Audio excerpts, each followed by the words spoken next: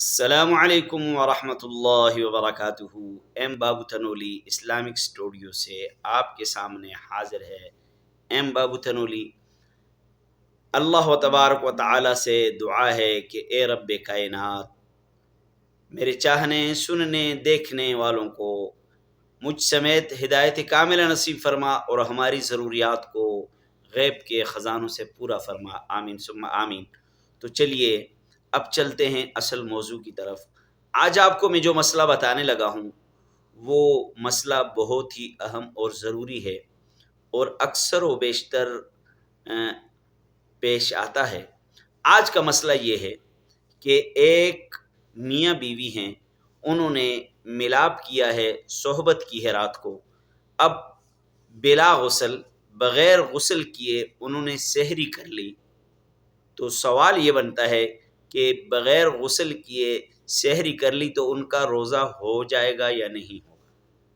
ان کا روزہ ہو جائے گا یا نہیں ہوگا؟ تو مسئلے کو سمجھ لیجئے کہ اگر میاں بیوی رات کو ملاپ کرتے ہیں رمضان کے مہینے میں اور وہ بغیر غسل کیے کھاتے ہیں، پیتے ہیں، سحری کر لیتے ہیں تو ان کا روزہ بلا شک شبہ، بلا ریب ان کا روزہ ہو جائے گا۔ اس میں کوئی قباحت نہیں ہے، اس میں کوئی بھی ایسی مشکل نہیں ہے، اس میں کوئی پریشانی والی بات نہیں ہے۔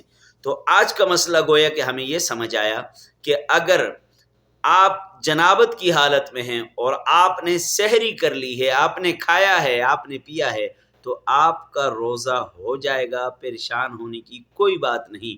اگر آپ کو میری یہ بات سمجھ آ جائے اور آپ کو یہ مسئلہ ایزی لگے تو اس مسئلے کو دوسروں تک ضرور پہنچائیں اور میرے اس یوٹیوب چینل کو سبسکرائب کرنا تو مت بھولیے گا۔